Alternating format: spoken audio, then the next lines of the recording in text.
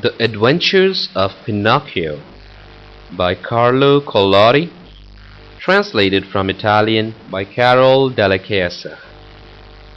Recorded by Jeet at Icandoit.in. Centuries ago there lived a king, my little readers will say immediately. No, children, you're mistaken. Once upon a time there was a piece of wood. It was not an expensive piece of wood.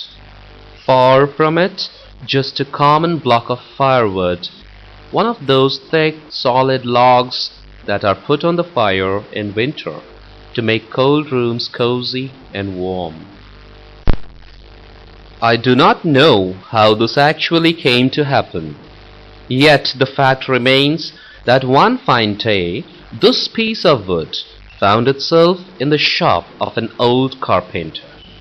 His real name was Master Antonio, but everyone called him Master Cherry, for the tip of his nose was so round and red and shiny that it looked like a ripe cherry. As soon as he saw that piece of wood, Master Cherry was filled with joy.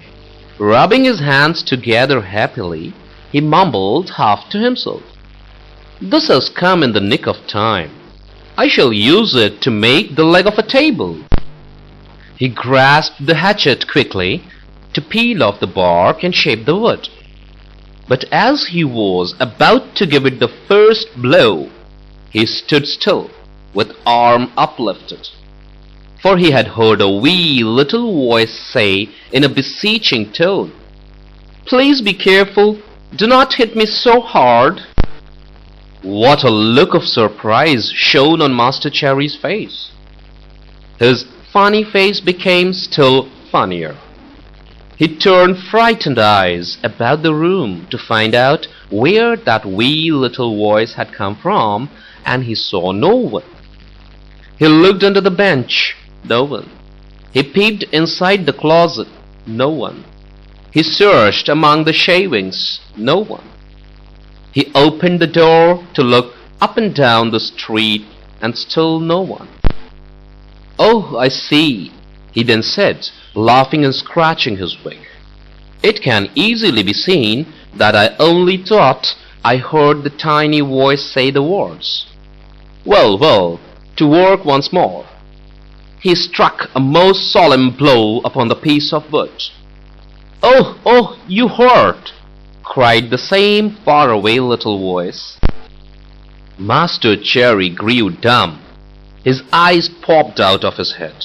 His mouth opened wide, and his tongue hung down on his chin. As soon as he regained the use of his senses, he said, trembling and stuttering from fright, "Where did that voice come from, when there is no one around? Might it be that this piece of wood has learned to weep and cry like a child? I can hardly believe it. Here it is, a piece of common firewood, good only to burn in the stove, the same as any other. Yet might someone be hidden in it? If so, the worse for him. I'll fix him." With these words, he grabbed the log with both hands and started to knock it about unmercifully. He threw it to the floor, against the walls of the room, and even up to the ceiling. He listened for the tiny voice to moan and cry. He waited 2 minutes, nothing. 5 minutes, nothing. 10 minutes, nothing. "Oh, I see," he said, trying bravely to laugh and ruffling up his wig with his hand. "It can easily be seen I only imagined I heard the tiny voice. Well, well, to work once more." The poor fellow was scared half to death, so he tried to sing a gay song in order to gain courage. He set aside the hatchet and picked up the plane to make the wood smooth and even.